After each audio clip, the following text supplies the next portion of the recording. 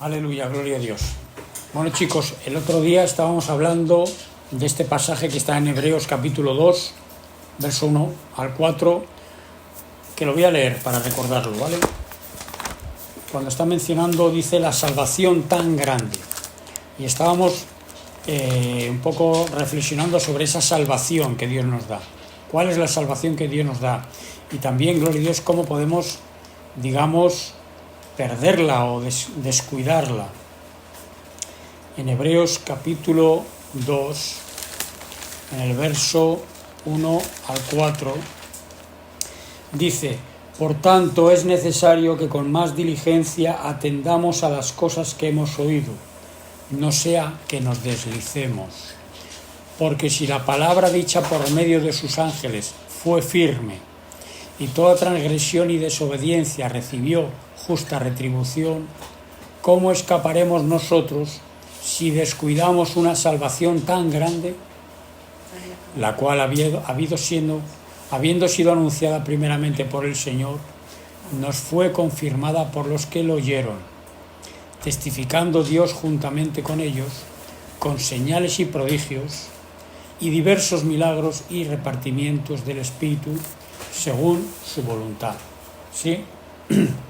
Así que, así dice la palabra, ¿cómo escaparemos nosotros si descuidamos una salvación tan grande?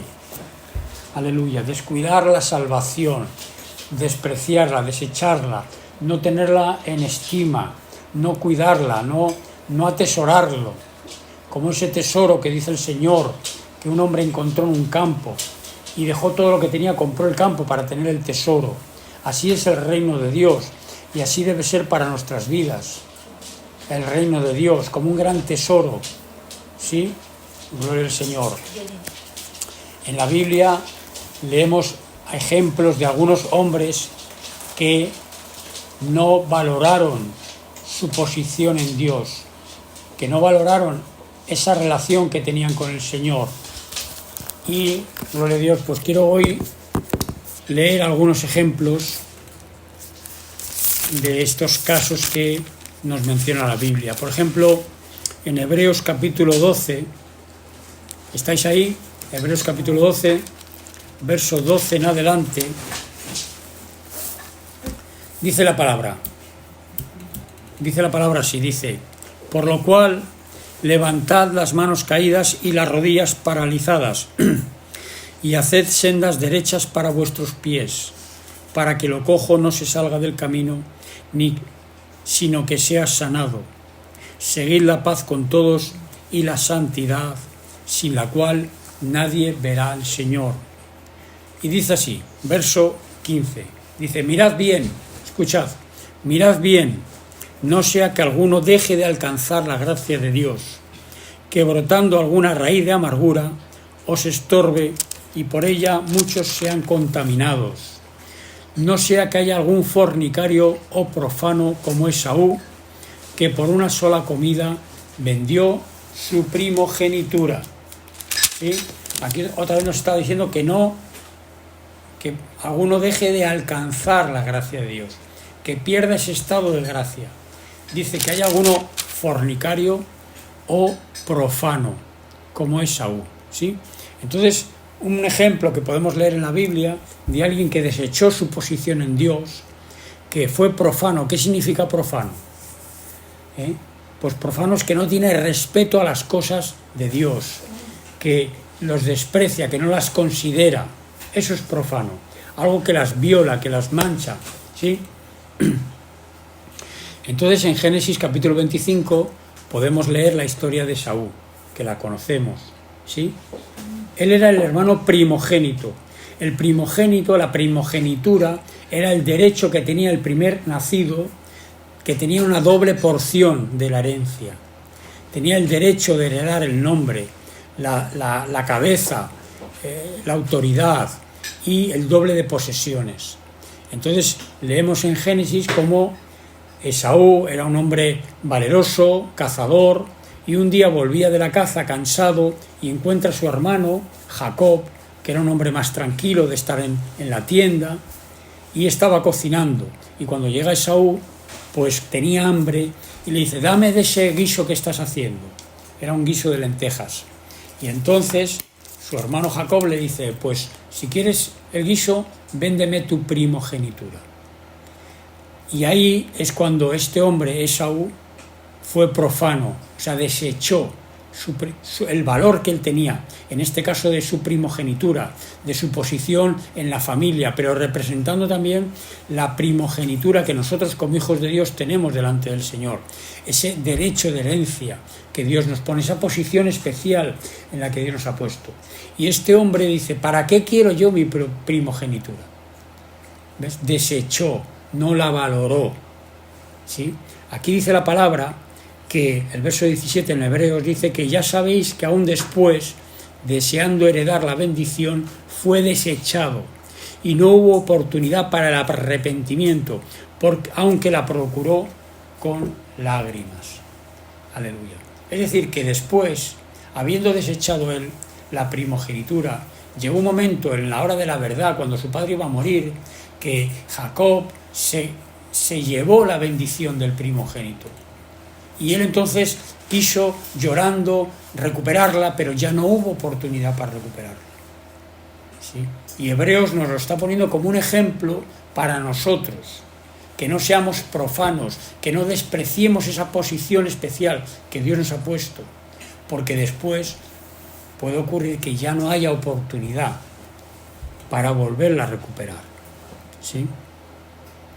Aleluya. No debemos despreciar esta posición que Dios nos ha colocado, esta identidad que Dios nos ha dado, el nombre de Jesús que ha sido invocado sobre nuestra vida, el Espíritu Santo que Dios nos ha llenado, la nueva situación de hijos amados de Dios, aleluya, en la que no hay condenación, en la que hemos sido perdonados, hemos sido justificados, tenemos derecho a entrar a la presencia de Dios. Esa posición tan espectacular que Dios nos ha dado, no debemos despreciarla, ¿sí? Entonces, no descuidemos esta salvación tan grande.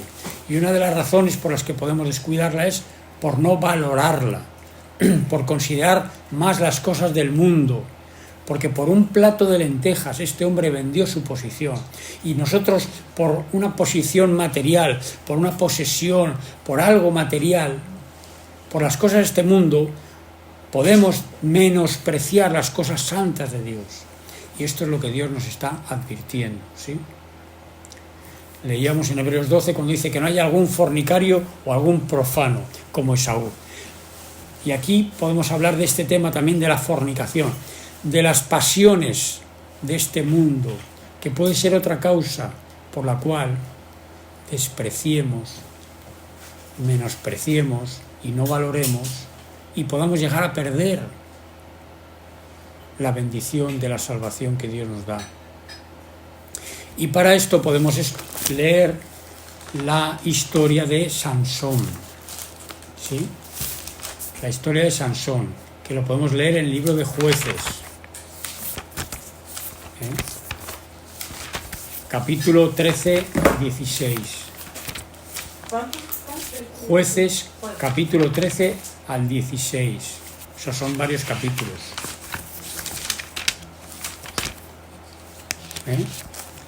Y ahí leemos la historia de Sansón y lo voy a leer un poquito por encima, ¿vale? Lo primero tenemos que entender que Sansón fue un hijo nacido de la promesa. Dios le prometió por medio de su ángel a sus padres que habían de nacer cuando era Manoa el esposo y la esposa de él era estéril. No había podido tener hijos y Dios le mandó el ángel y le dijo, vas a tener un hijo de forma milagrosa. ¿Sí? Entonces es el hijo de la promesa, igual que nosotros somos nacidos de la promesa de Dios. Este hombre desde su infancia fue dedicado a Dios. Eso también tenemos que entenderlo. Él era nazareo. Este nazareato significaba una dedicación a Dios. No se cortaban el pelo como una señal de dedicación a Dios.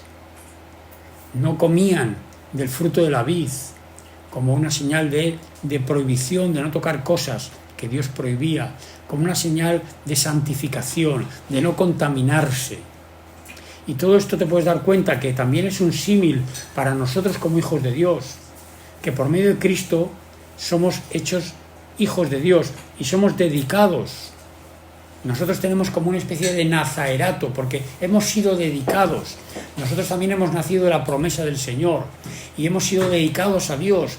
Hemos sido bautizados en su nombre, llenos del Espíritu Santo. Dios nos ha santificado, nos ha apartado, dice la palabra. Ya no con esa señal física de que no nos podamos cortar el pelo, más con una señal espiritual de que no participamos de muchas cosas por causa del Señor.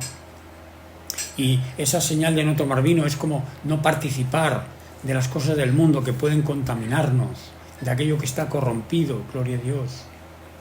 Aleluya. Entonces, este hombre tenía una fuerza sobrehumana, poderosa, que Dios le había dado un poder enorme que venía de su dedicación a Dios. Así como nosotros y cada uno de nosotros también tenemos un poder en el Señor. Que Dios nos ha dado un poder de resistir al diablo, de mantenernos en santidad, de poder reprender al diablo. Pero por causa de la santidad, por causa de la dedicación, por causa de la comunión con Dios. ¿Y qué le pasó a Sansón? Pues que Sansón no valoró su nazareato, no valoró su dedicación, su consagración, y se dejó llevar por sus impulsos. Era un hombre impulsivo, era un hombre que se dejaba llevar por el deseo por las mujeres, y eso le arrastró a su perdición. En el capítulo 12 leemos cómo él de repente, capítulo 14, él se encaprichó de una mujer filistea, cuando la palabra de Dios decía: no te unirás a las mujeres de los pueblos ajenos, igual que ahora el Señor nos dice: no te unirás en yugo desigual con los incrédulos. Pero él no lo valoró, no valoró su posición como hijo de Dios, como del pueblo escogido por Dios, y no solo eso, sino como un nazaerato, una persona dedicada a Dios, sino que sus deseos le arrastraron a transgreder su pacto, a transgreder su dedicación, su consagración. Y se encaprichó y convenció a sus padres: es que me gusta, es que la quiero. Y sus padres fueron para allá y la cogieron como la tomaron para esposa de él, hicieron el pacto con los filisteos, transgrediendo el pacto con Dios. Y esto le llevó luego a una serie de problemas, porque allí en la boda puso un enigma para burlarse de los filisteos que estaban en su boda. Su mujer le convenció: ¡ay, revélamelo! Le reveló el secreto que él tenía en cuanto a este misterio que había, una adivinanza que había hecho. Bueno, total, que por causa de la mujer se vio en problemas, porque como la mujer le desveló el secreto, pues él tuvo entonces que matar a unos para cumplir el pacto que había hecho. En fin, todo una serie de problemas. Vemos que Sansón fue usado en alguna medida por el Señor para vencer a sus enemigos, pero también fue muy guiado por sus impulsos. Luego dijo: no, ya no quiero esta mujer, y la dejó allí. Al cabo del tiempo dice: no, pues ahora voy a ir a por la mujer. Y el padre dice: pero vamos a ver, si la habías desechado, ya le he dado a otro vecino, el que era su amigo desde la infancia. Entonces, Sansón era una persona inconstante, sus impulsos, su concupiscencia la arrastraba. Y esto es el peligro que corremos nosotros, que nuestra concupiscencia nos arrastre. Que nuestra concupiscencia nos arrastre. Por eso tenemos que dominar nuestra carne. Por eso es bueno ayunar, por eso es bueno orar. Dice el Señor: velad y orad para que no entréis en tentación. Doblegar la carne por medio del ayuno, para que la concupiscencia que hay en esta naturaleza que tenemos no nos arrastre. No seamos como Sansón, que despreció. Más adelante vemos cómo se metió en líos y se fue con una ramera. Luego se encaprichó otra vez de otra mujer filistea llamada Dalila, que todos habéis oído hablar de ella, de Sansón y Dalila. Y se juntó con Dalila. Y ahora esta fue su perdición, porque Dalila le cautivó el corazón y él perdió su fuerza. ¿Sí? ¿Sabéis la historia? Cómo Dalila fue enviada por los filisteos para que le descubriera el secreto de su fuerza. Dice la palabra que la fuerza que tenía Sansón, que cuando lo iban a prender los mataba a todos, que le ataban con cuerdas y las rompía como si fuera hilo, esa fuerza sobrenatural que él tenía le venía por esa consagración que se representaba en el pelo largo que él no se cortaba. Y él sabía que si se cortara el pelo iba a perder la fuerza. Y la mujer esta Dalila le forzó una y otra vez con sus emociones. Ay, es que no me quieres, es que no me amas, si me amaras me lo dirías. Y una y otra vez hasta que al final se lo confesó. Manipulación emocional. Y le dijo, el secreto de mi fuerza es el pelo. Si me cortan el pelo, voy a perder mi fuerza. Y eso fue lo que le ocurrió. Fueron a por él y cuando estaba dormido le cortaron el pelo y ahí sí le pudieron apresar. ¿Y cómo acabó este hombre, que era llamado a ser un adalid, un guerrero, un juez que gobernara y defendiera a Israel? ¿Cómo acabó este hombre que tiene una fuerza sobrenatural, que mataba a cientos con una quijada y no lo podían prender? Pues acabó con el pelo cortado para empezar. Que eso también es un símbolo de vergüenza, avergonzado. Y no solo eso, sino quitándole la señal de esa consagración. Perdió su consagración, perdió su relación con Dios, de alguna manera. Y como perdió su relación con Dios y su consagración, perdió la fuerza que Dios le daba. Lo segundo, le sacaron los ojos y se quedó ciego, ya no veía.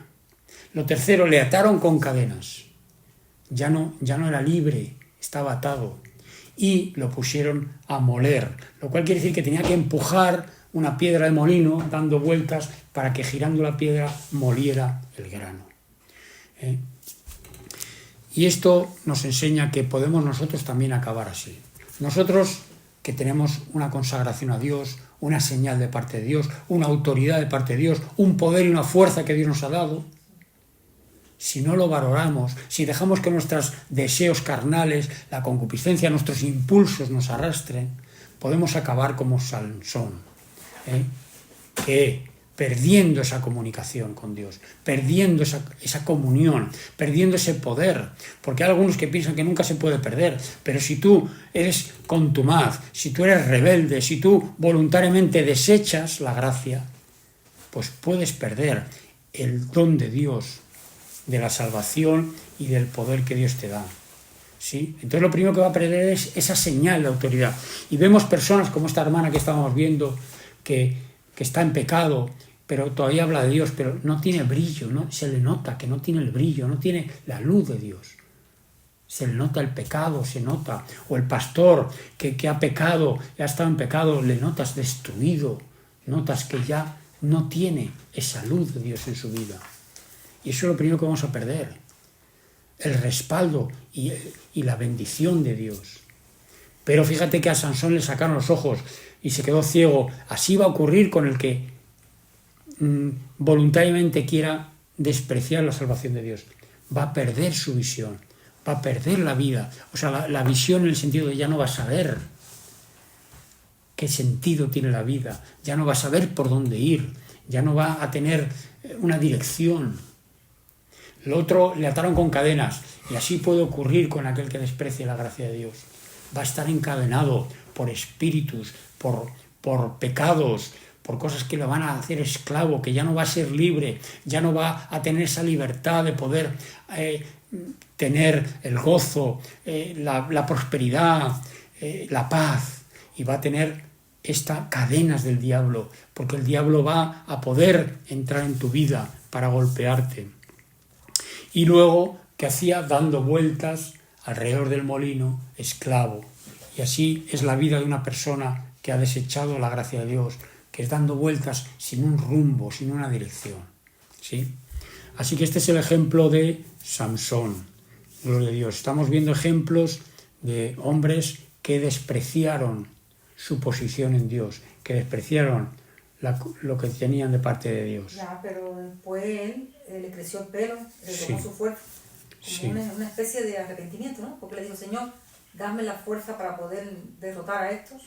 Sí, al final tuvo como una redención ahí porque como que se arrepintió, pidió al Señor, Dios permitió que le creciera el pelo otra vez, tomó fuerza y murió matando a un montón de filisteos, pero la cuestión es una vida que podía haber sido de victoria, de éxito, como podía haber quedado escrito como grandes hombres como David, como Moisés, estos grandes hombres de Dios que aunque tuvieron errores, pero cumplieron y obedecieron a Dios, pero un hombre que era llamado a hacer algo grande para Dios, al final fue un don nadie, entre comillas, ¿sabes?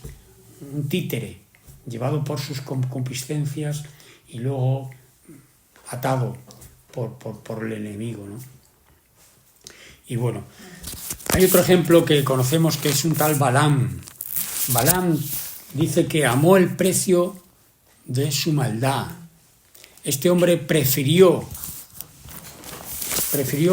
lo que le ofrecían económicamente, prefirió eso a obedecer a Dios. Era un hombre que tenía como si fuera divino, como si fuera un profeta. El caso es que Dios le dijo, mira, no vayas a donde te quieren llevar. Pero él fue. ¿Por qué fue? Porque le ofrecían dinero. Entonces amó más el precio de la maldad que la obediencia a Dios. Este es un problema también. La avaricia puede apartarnos de Dios. Dice el Señor que no podemos amar a dos señores. No podemos amar a Dios y a las riquezas. El afán de hacernos ricos, el afán de tener más, puede hacer que despreciemos, porque lleguemos a un punto en el que tengamos que desobedecer a Dios para conseguir eso que anhelamos. Entonces estamos pensando en qué nos puede a nosotros apartar, qué nos puede a nosotros llevar a ese punto en el que estemos descuidando la salvación tan grande.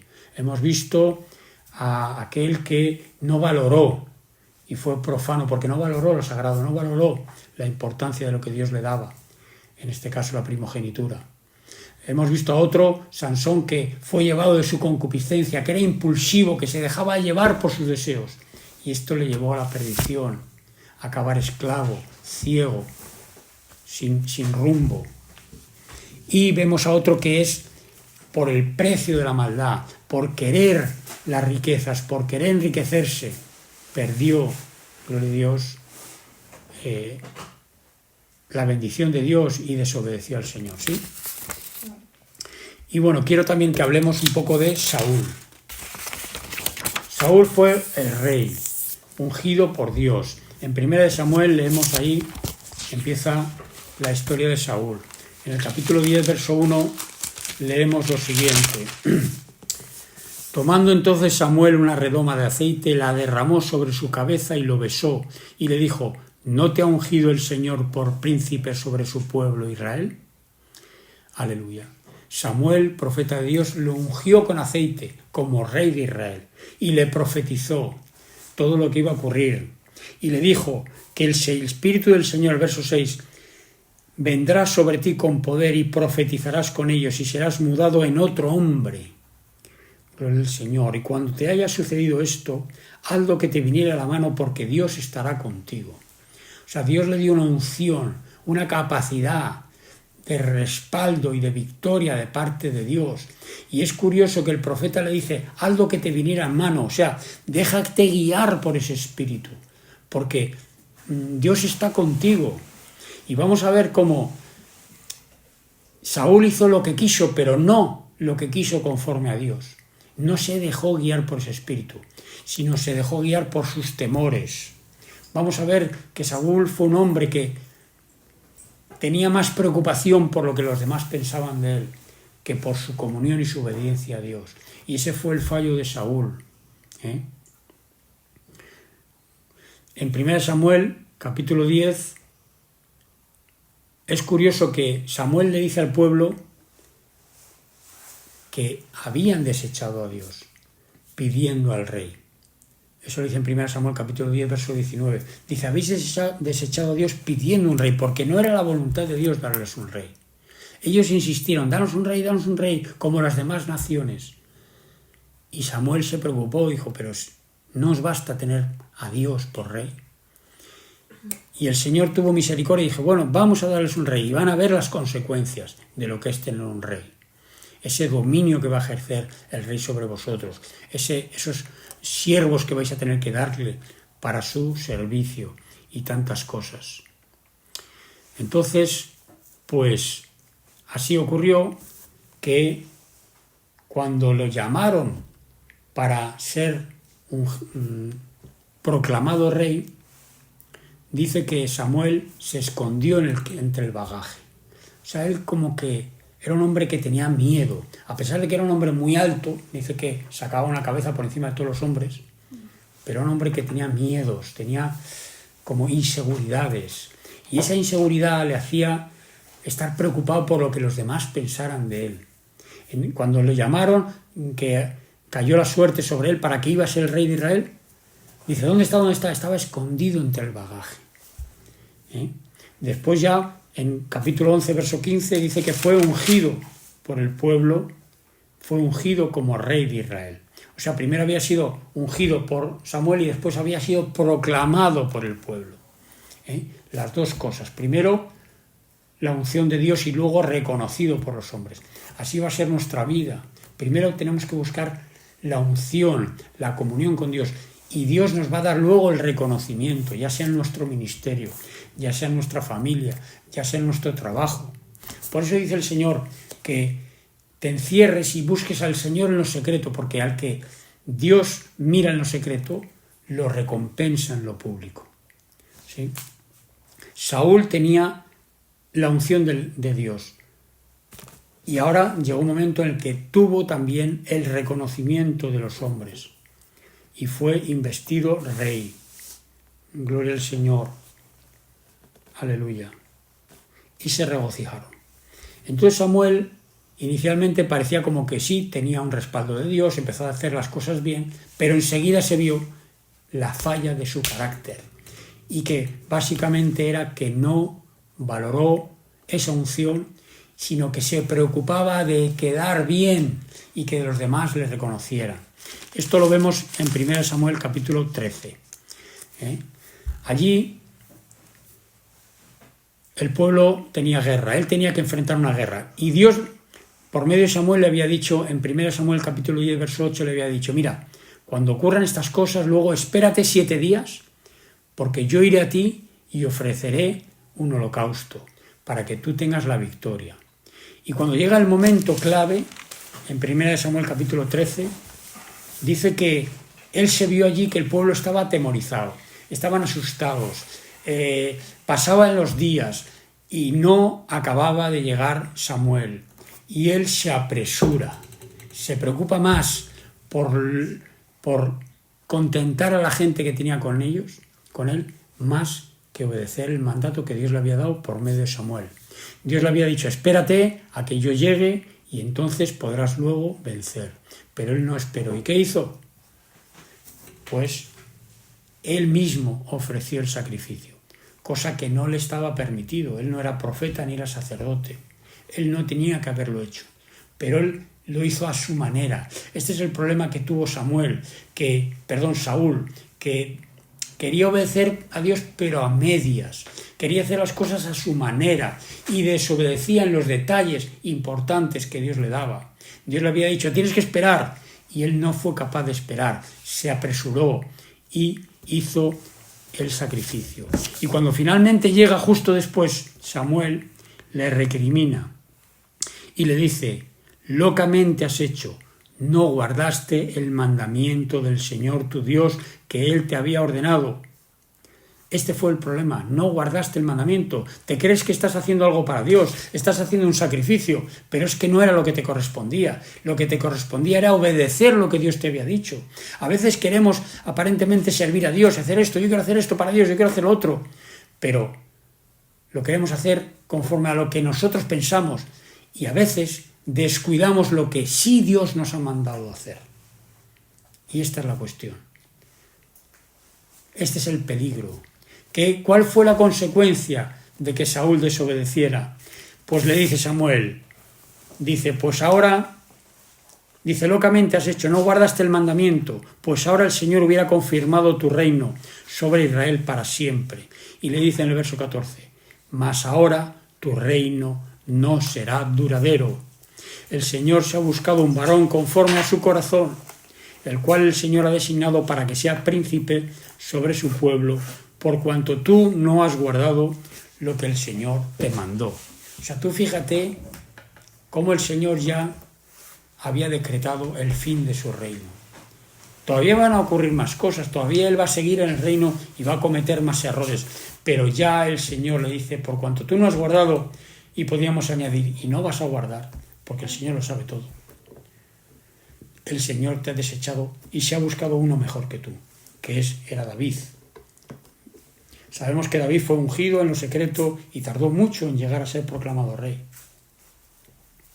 Pero Saúl desde ya este punto ya perdió la gracia de Dios. Todavía seguía siendo el ungido, todavía seguía siendo el rey de Israel, todavía seguía aquí teniendo algunas victorias, pero ya estaba decretado el fin de su reino, ¿sí? Aleluya. Entonces le dice, tu reino no será duradero. Y un poco más adelante, en el 1 Samuel capítulo 15, ahí vemos otro error que ya fue el definitivo. En 1 Samuel capítulo 15, cuando están en guerra contra Amalec, y Dios le dice, en el verso 3, dice, ve pues y hiera a Amalec y destruye todo lo que tiene, y no te apiades de él, mata hombres, mujeres y niños, a los de pecho, vacas, ovejas, camellos y asnos, destruye todo y a todos. Hoy puede sonar muy fuerte esto, pero en esos tiempos de la ley, en esos tiempos, Dios está queriendo exterminar a un pueblo pecador, queriendo mantener la pureza, queriendo darle la victoria a su pueblo. Y el detalle era que Dios le mandó que matara a todo el mundo, que no se quedara con nada, ni trajera animales, que todo lo exterminara, que no trajera nada porque iba a contaminarles. ¿Sí?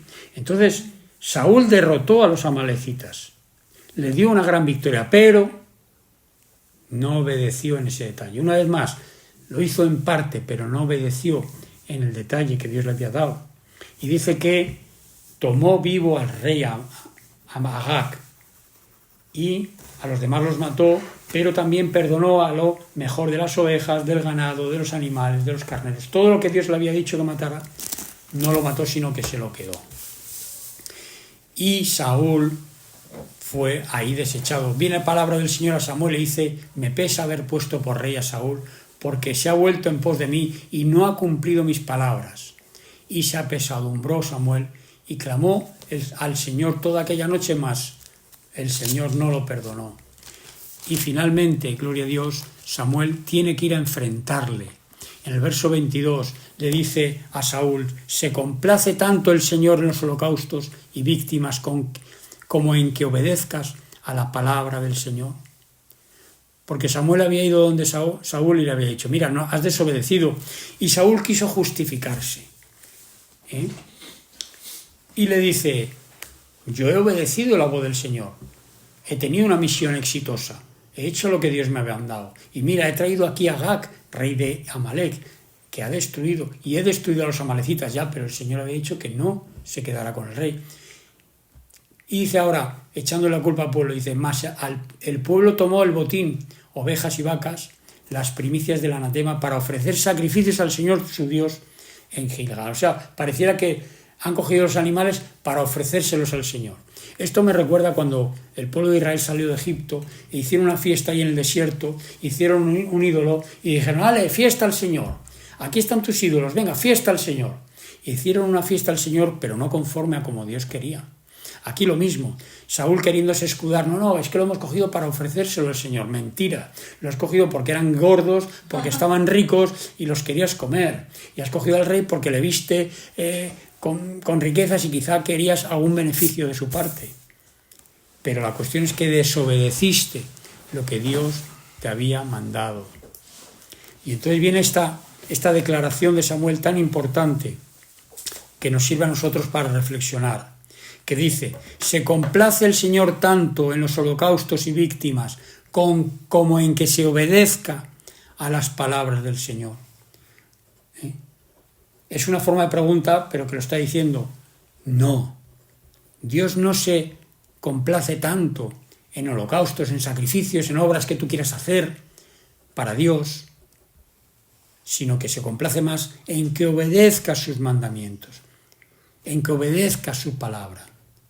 En eso se complace. ¿De qué sirve que llevamos una vida religiosa? ¿De qué sirve que llevemos una vida de ofrendas, de servicios a Dios, si desobedecemos su palabra? ¿De qué sirve una persona que esté predicando, que está haciendo, si está en pecado, si está robando, si está fornicando, si está mintiendo sistemáticamente? Gloria al Señor. Entonces dice ahí Samuel, dice, ciertamente el obedecer es mejor que los sacrificios y el prestar atención que la grosura de los carneros. Es mejor para el Señor que lo obedezcas que cualquier ofrenda y obra que puedas hacer para Él. Y insiste, dice, porque como pecado de adivinación es la rebelión. Y como ídolos e idolatría, la obstinación. La rebelión y la obstinación. Este es el problema. El problema no es que peques, porque todos podemos pecar. 7 veces que hará el justo, más se levantará. El problema no es que puedas fallar un día, que estés luchando contra una tentación, que estés luchando contra una flaqueza de carácter. Ese no es el problema, porque si tú le pides, Dios te va a ayudar, Dios te va a fortalecer. El problema es que tú seas rebelde, que ya sabiéndolo y voluntariamente decidas no obedecer, decidas transgreder, decidas continuar, gloria a Dios, con esa voluntad de pecar. La rebelión, la obstinación, el ser obstinado, el aún sabiendo, habiéndote el Señor advertido una y otra vez, aún así tú decidas seguir. Ese es el problema. Y entonces trajo una consecuencia drástica, porque si ya el Señor ya le había advertido a Saúl, que lo iba a desechar, aquí ya lo desecha definitivamente. Y le dice Samuel, por cuanto tú desechaste la palabra del Señor, Él también te ha desechado para que no seas rey. O sea, aquí ya está decretado, ha perdido todo favor de Dios. Aunque esté en el puesto por un tiempo, aunque él luche contra David, porque ya David había sido ungido, y trate de impedir lo que era inevitable, al final él ya ha perdido el favor de Dios. A partir de este momento viene un espíritu malo sobre él, que le atormenta. No tiene fuerza, no tiene vigor, no tiene sabiduría, pierde todo el favor de Dios, toda la unción, toda la autoridad. Por ser obstinado, por querer complacer al pueblo. Es que el pueblo ha cogido y yo los he dejado. He preferido complacer al pueblo antes que obedecer. Este es un peligro que tenemos como padres, como líderes, de querer antes complacer a los que están bajo nuestro cargo antes que obedecer a Dios. Aleluya. Y el final de Saúl fue pues muy triste. Al final estaba tan atormentado, había perdido la dirección de Dios, ya no oía a Dios, no sabía para dónde tirar, hasta el punto que decide consultar a una divina, algo que él mismo había prohibido. Pero es que ya estaba tan perdido el hombre que, bueno, buscadme una divina, dice en 1 Samuel capítulo 28. Y va, gloria a Dios, porque había tenido miedo. Y el Señor nos respondía, va a consultar a una divina. Gloria a Dios. Y allí finalmente se le decreta que pronto iba a morir. Y al final acaba muriendo vergonzosamente. Acaba muriendo vergonzosamente, sin gloria, sin autoridad, sin reconocimiento. Aleluya. Esta es la vida de Saúl, un hombre que no obedeció a Dios, que aparentemente hacía cosas para Dios, que aparentemente tenía un respaldo de Dios, pero en el fondo su corazón no estaba decidido a obedecer a Dios y prefirió hacer las cosas a su manera, prefirió contentar y complacerse con los que le rodeaban. Este es el peligro que tenemos, de cuidado con quién nos rodeamos, de cuidado cuáles son nuestras prioridades en la vida. Que nuestra prioridad sea el Señor, que nuestra prioridad sea obedecerle, cumplir su palabra, tratar de servirle, mantenernos en ese lugar especial que Dios nos ha colocado en Cristo. Aleluya. Y no con tal de quedar bien con nuestra familia, con nuestros amigos, con quien sea. transgredamos. Y aunque sigamos aparentemente, no, yo sigo yendo a la iglesia, yo sigo yendo, pero en el fondo estamos descuidando una parte que sabemos que Dios nos está pidiendo. Aleluya. Este es el peligro que nos da el ejemplo de Saúl. Y en el Nuevo Testamento, ya terminando, pues tenemos un ejemplo muy claro que es Judas, ¿verdad? Judas estaba entre los 12 escogidos por el Señor, caminaba con él, igual que los demás lo escuchaba, igual que los demás vio los milagros, igual que los demás veía sus oraciones y veía el poder de Dios moviéndose, igual que los demás lo podía abrazar y estar cerca de él. Pero ¿qué le pasaba a Judas? Que era ladrón, dice Juan capítulo 12, verso 4 y 6, que era ladrón, había un pecado oculto en su corazón. Y a pesar de que estaba con los demás, ese pecado hizo que el día final entrara Satanás, dice la palabra. Estaba escrito que él es el que iba a entregar, ya el Señor lo sabía. Pero en el día final, cuando Jesús le da el pan, dice que Satanás entró en él. ¿Por qué pudo Satanás entrar en él? Porque había un pecado oculto. El pecado oculto te puede llevar a una posesión demoníaca. El pecado oculto te puede llevar a una influencia a hacer lo malo y a perder el favor de Dios y a perder la gracia. Al final acabó entregando al Señor por 30 míseras monedas de plata, que luego cuando ya el Señor fue crucificado, dice que él, como entre comillas, se arrepintió, pero fue un arrepentimiento que no lo llevó a la salvación, fue un remordimiento más bien. El remordimiento, no pudo vivir con ese remordimiento y al final se mató. Devolvió las monedas y se mató, porque no pudo, no tuvo restauración, perdió. Pero si analizas la vida de Judas, es una vida del pecado oculto. Y eso es lo que tenemos que tener cuidado, que no haya un pecado en nuestra vida, que no lo sabe nadie, pero hay algo en nuestro ser que está ahí oculto, que nos está ensuciando. Por eso tenemos que ser capaces de presentarnos delante de Dios y confesárselo. Señor, límpiame, perdóname, yo sé que estoy pecando, yo necesito restauración, porque dice la palabra que el que oculta su pecado no prosperará, mas el que lo confiesa y se aparta alcanzará misericordia. Dios quiere misericordia. Dios sabe que no somos perfectos. Dios sabe en lo que estamos fallando, pero Él quiere un corazón dispuesto, un corazón conforme a su corazón, una persona conforme a su corazón como David, el rey David, que él pecó, pero se arrepintió. Y ahí tenemos el Salmo 51 diciendo: Señor, contra ti he pecado, lávame de mi maldad, restáurame ese espíritu de salvación. Esa tiene que ser nuestra actitud. No que seamos perfectos, porque no lo vamos a ser nunca, sino vamos a ser perfeccionados, siendo perfectos porque el Espíritu del Perfecto está en nosotros y teniendo la voluntad de mantener y de preservar lo que Dios nos ha dado. Esa es la cuestión. Aleluya. Y ahí tenemos a Pedro también, como Pedro, que era muy impetuoso también. Señor, daré mi vida por ti, le dice el Señor. Mi vida darás por ti. Pero mira, si es que antes de que el gallo cante 3 veces, tú me vas a negar 3 veces. No, ya lo verás. Y así fue.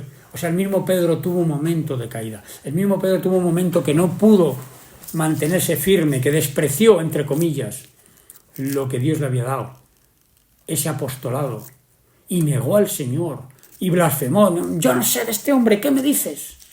Cantó el gallo, el Señor lo miró, y él sí se arrepintió.